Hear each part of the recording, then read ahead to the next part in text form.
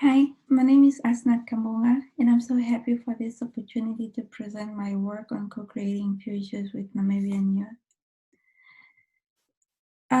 Before I start, I would like to give a short intro about myself. I'm a Namibian PhD student here at Aarhus University in Denmark, and my research interest has been always around working with youth communities and researching everyday usage of technologies. But now I'm even more interested into memory making and futures using design anthropology and participatory design methods. What I'm presenting here was inspired by these two questions. How are present memories of colonialism affecting the Namibian youth? And how can future-oriented narratives and representations be created? This question seemed particularly interesting because the current situation in Namibia is that the youth born after independence in 1990 are considered too young to engage in meaningful discussions relating to colonialism, even though most of these people are 30 years old now. And yeah, so now this creates different problems that the voices of people that are born after independence are not heard, and due to other problems as well, such as socio-political issues.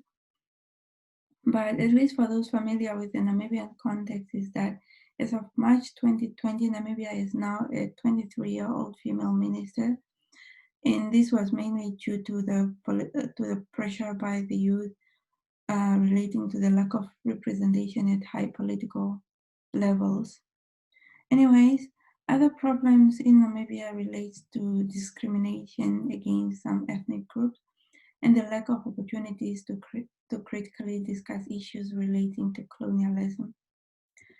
So we engaged a group of Namibian youth for a period of 6 months from May to October 2019. And here I'll not present the entire project, but a part of when we co-created an interactive exhibition. At the start of the project in May, the youth agreed to work towards a goal of being agents for today, for today, tomorrow. The goal was mainly set to show the urgency in critically analyzing the issues of colonialism, past, present, and future. It's basically showing the importance of a historical past in the present issues relating to colonialism and how the youth can create new futures. The exhibition was also set as a platform to engage more people, to show that the youth are not only interested in in futures, but also interested in learning from the past in order to create better futures. Um, so for the exhibition, we created three distinct physical spaces: the past section, the present section, and the future section. So the present section, which was also at the entrance, consisted of a soundscape, which can be controlled by the audience. And then the soundscape played the youth voices that are normally silenced, addressing the inequalities in the present and their relation to the past. The past section consisted mostly of augmented reality installations showing the importance of indigenous knowledge in the present. Showing the importance of indigenous knowledge and the alternative historical narratives that could be beneficial in understanding the current and the future issues. And then we had the future section, which mostly consisted of provocative questions on what the future could be and asking what it takes to create consciousness among the Namibian communities to know that they can actually be part of decisions that affect their futures. Now, the exhibition was one activity in which the youth were actively engaged in creating a space where the general public can join in and discuss issues that might affect their futures or that relates to future making or what they want for the future.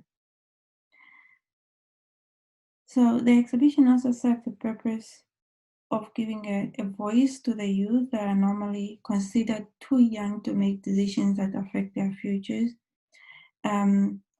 and also set a platform to create awareness of the youth everyday experiences of colonialism in the present. So this work is mostly framed around the collaborative exploration of future making and using decolonized design methods to engage people in this project. So those are inspired by the current debates around decolonizing design and encouraging local epistemologies to emerge, like what Escobar and Suze emphasize that only through the inclusion of marginalized perspectives, such as the previously colonized, indigenous communities, and the socio-economically marginalized, can we break out of our own colonized minds and to manage to achieve plurality in design. And thank you. So I'll be happy to discuss later on. Thank you for listening.